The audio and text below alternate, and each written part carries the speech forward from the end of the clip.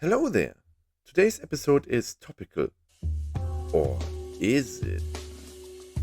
I'm not Michael from Vsauce. Doesn't seem right for me to do it. Anyway, we will talk about the Christmas bullet. Never heard of it? Seems like you will learn a lot today about aviation.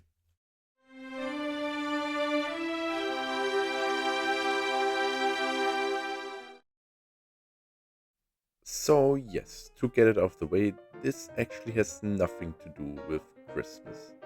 Psych! We are talking about a plane actually, one that was designed by Dr. William Whitney Christmas. And if you're wondering what aeronautical engineering degree that this doctor had, then the answer is none. He was a physician. Okay, we are off to a good start. Let's take a short moment to talk about the United States in the early 20th century. You see, this time was still a pioneering time in the United States. But not first settlements pioneering, or even pushing the frontier forward pioneering. No, it was pioneering of entrepreneurs, especially manufacturers of machinery. We are talking names like Henry Ford, William S. Harley, or Booker T. Washington. People that founded companies or movements that still have big impact today. And indeed, it was a time of many changes. With the invention of electricity and the combustion engines, life was turned upside down. People moved in droves from the countryside to the cities to work in ever larger factories, and it seemed the limits of humanity were ever expanding. What was previously deemed impossible came within reach. Among these, the dream of flying.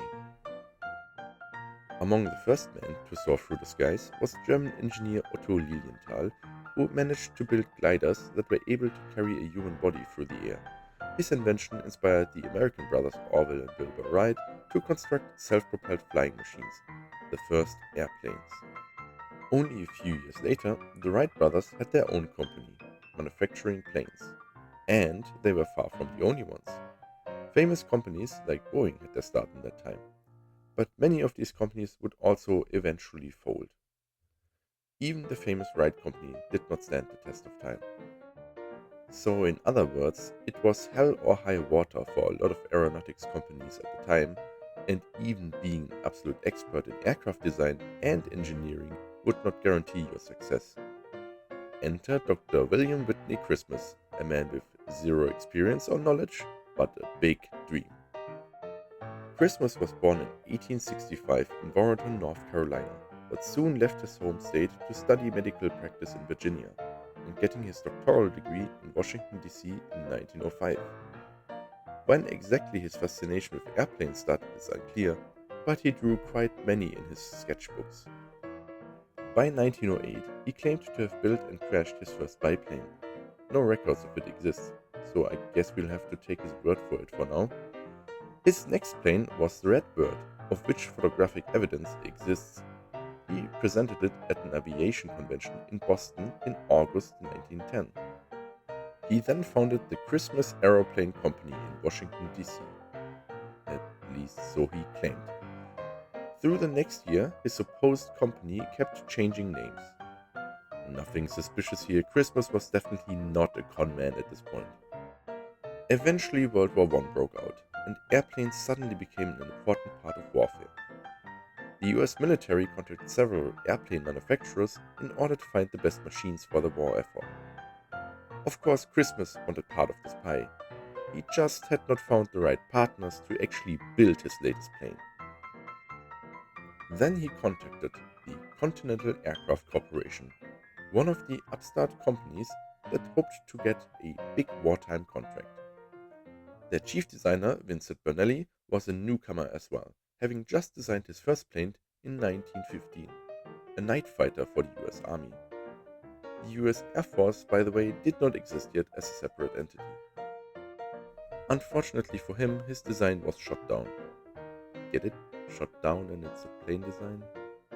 Anyway, Bernelli was all ears when he heard Christmas's plan. Build a plane to kidnap Kaiser Wilhelm II.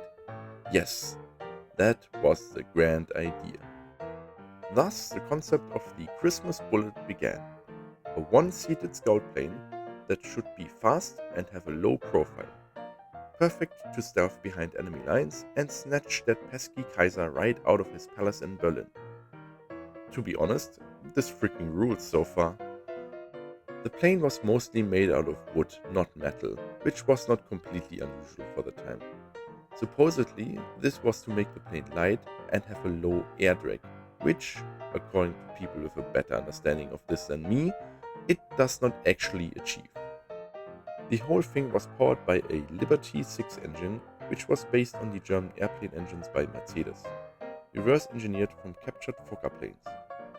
The US Army provided this engine for testing, albeit a prototype fit for ground testing only. Biplanes of the time usually had braces or struts to support the wings. The Christmas Bullet did not, as Dr. Christmas insisted it should be flexible. Bernelli objected to that, as well as the not aircraft-grade material, yet constructed it according to the wishes of its namesake anyway. In January 1919 was the great day, the maiden flight of the Christmas Bullet. The plane was designed to end the war, but that one had already ended. Still, the project continued, as the next war could be just around the corner. Cuthbert Mills boarded the plane and took it into the air, where its wings peeled off and it unceremoniously crashed, killing the pilot. With it, the Liberty engine was also lost, which I repeat wasn't even meant for flight testing. Not that Christmas ever revealed that to the US Army. Not deterred by a little crash and loss of a pilot, a second Christmas Bullet was built and displayed in Madison Square Garden in March of the same year. Another fearless test pilot was hired, Lieutenant Ellington Joyce Jolly, who would fly the Christmas Bullet to show off its incredible speed of close to 200 miles per hour, that is over 300 kilometers per hour. And this second plane also crashed in the same way, again killing its pilot. Unlike the first test, this one was very much public, so interest in the Bullet dropped like a rock. The US Army also pulled out of the project, leaving Christmas to try and find new contractors. However, despite his claims of having hundreds of patents pending, neither government nor private companies would fall for Christmas again. Thus, the Christmas Bullet became known as the worst aircraft ever constructed.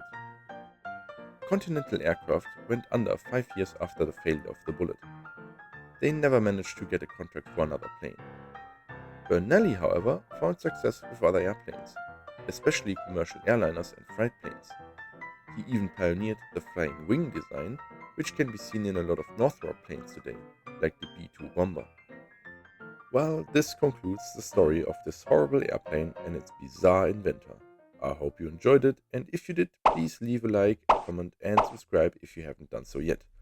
Once again, thanks to my wonderful artist and to you, viewers. See you next time. Bye! Jingle bells, Christmas bills, a horrible flying machine. Ah, yeah. Now that's getting me into the Christmas spirit.